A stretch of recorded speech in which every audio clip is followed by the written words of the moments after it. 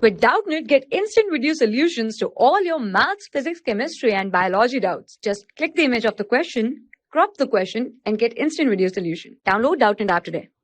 Hello students, today our question is if a vector is minus I cap plus xj cap minus 3k cap and b vector is 2I cap minus k cap, then the values of the x for which the dot product of a vector and b vector is equals to unity.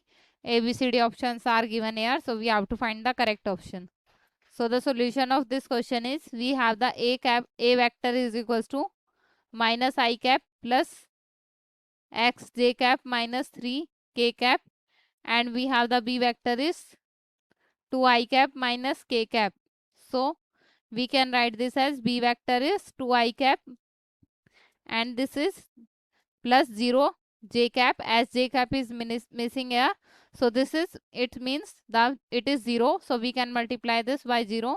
So no effect will occur here, and we have to take the dot product of a vector and b vector. So this is minus 1 and this is 2 here, and plus x multiplied by 0 and plus minus 3 multiplied by minus 1. So we have to take this equals to unity. So 1 is equals to minus 2 and this term is 0 and this is plus 3. So this is equals to 1. So the condition is satisfied. But we can see that there it is independent of x, as in the b vector we have j cap value, or we can say that coefficient of j cap is 0. So all x value is possible here, so that we get the unity as the dot product. So all given x values is possible. So we can say that x can be minus 1, 1,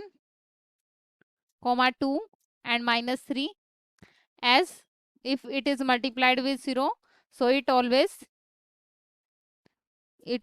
give 0. So from this we can say that all values of x is possible. A, B, C, D options are correct here. Thank you. For class 6 to 12, IIT JEE and NEET level. Trusted by more than 5 crore students. Download Doubtnut app today.